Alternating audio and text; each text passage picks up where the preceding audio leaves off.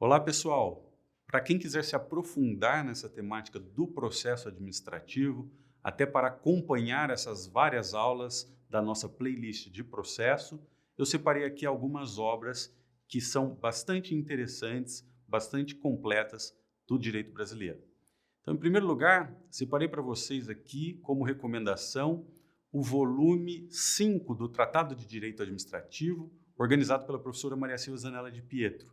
Nesse volume 5, o professor Romeu Bacelar, da Federal do Paraná, e o professor Ricardo Martins Marcondes, da PUC São Paulo, tratam extensivamente tanto do processo administrativo quanto dos atos administrativos. Uma bela obra. Também separei um livro que organizei junto com o professor Eurico Bittencourt, da Federal de Minas Gerais, e que traz um conjunto interessantíssimo de artigos sobre processo administrativo no Brasil e também comemora os 20 anos da LPA Federal.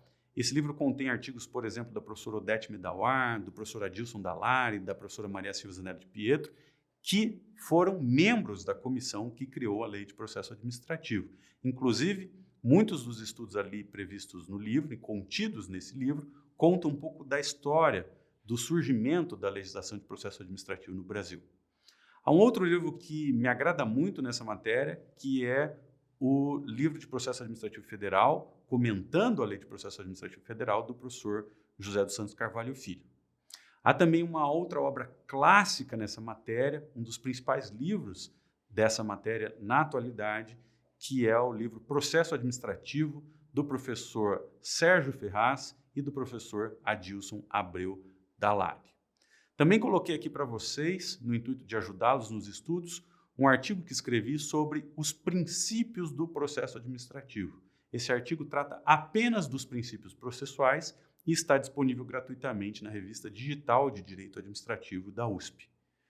Uma outra obra interessante, de caráter mais histórico, mais geral, é A Processualidade no Direito Administrativo, redigida pela professora Odete Medawar, que foi titular de Direito Administrativo da USP e também relatora da comissão que criou a Lei de Processo Administrativo Federal.